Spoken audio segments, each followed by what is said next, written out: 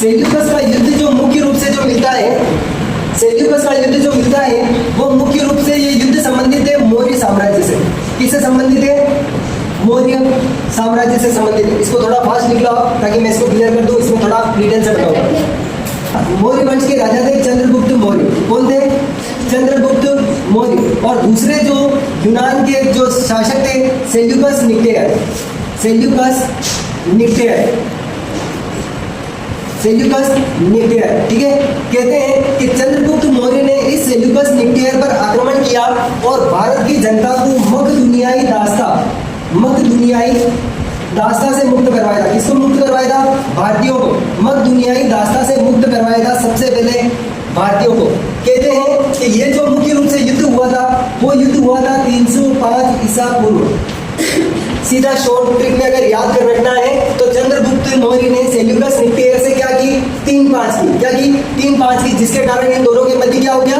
युद्ध हो गया, लड़ाई हो गई। कहते हैं कि इस युद्ध में इस सेल्यूकस निक्टेयर की हार हुई थी और चंद्रगुप्त मौर्य इस युद्ध को जीत गए थे। इस युद्ध में विजय के कारण सेल्यूकस निक्टेयर ने अपनी एक पुत्री थी जिसका नाम मिलता है हेलेना। सेल्यूकस निक्टेयर की एक पुत्री थी हेलेना, जिसका विवाह चंद्रगुप्त मौर्य से किया गया। इसका विवाह किससे? हेलेना का विवाह किससे किया गया? चंद्रगुप्त मौर्य से किया गया था। और ये भारत का सबसे पहला अंतरराष्ट्रीय विवाह था। सबसे पहली इंटरनेशनल शादी किसने की थी? चंद्रगुप्त मौर्य ने। और दूसरी शादी किसने की थी? इंटरनेशनल शादी सचिन ने, जो किसको लेकर के आया था? सीमा हैदर को लेकर के आया था, ठीक है। अब क्या हुआ? सेल्यूकस निक्टेयर ने क्या किया? अपनी पुत्री हेलेना का विवाह चंद्रगुप्त मौर्य से कर दिया। तो इस सेल्यूकस निक्टेयर ने अपने एक राजदूत जिसका नाम मिलता है मेगस्थनीज, अपने एक राजदूत मेगस्थनीज को चंद्रगुप्त मौर्य के दरबार में भेजा। और इस मेगस्थनीज ने चंद्रगुप्त मौर्य के दरबार में रहते हुए एक पुस्तक लिखी थी जिसका नाम मिलता है इंडिका। एक पुस्तक लिखी थी जिसका नाम मिलता है इंडिका, जिसमें चंद्रगुप्त मौर्य की राजधानी है पाटलिपुत्र, जिसमें उसने पाटलिपुत्र और भारतीय इतिहास का क्या किया है? वर्णन किया। मतलब भारत की सामाजिक, आर्थिक, राजनीतिक स्थिति का इसके अंतर्गत इसने क्या किया था? वर्णन किया था। इसीलिए इस मेगस्थनीज को भारतीय इतिहास का जनक भी कहा जाता है। मूल चीजें ध्यान रखना। सेल्यूकस निक्टेयर ने किसको भेजा?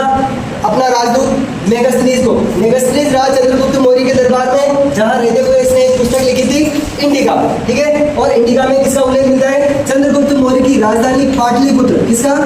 चंद्रगुप्त मौर्य की राजधानी पाटलिपुत्र और भारत की सामाजिक, आर्थिक, राजनीतिक स्थिति का वर्णन मिलता है। इसीलिए इस मेगस्थनीज को भारतीय इतिहास का जनक कहा जाता है। अब सेल्यूकस निक्टेयर ने क्या किया? दहेज में क्या दिया?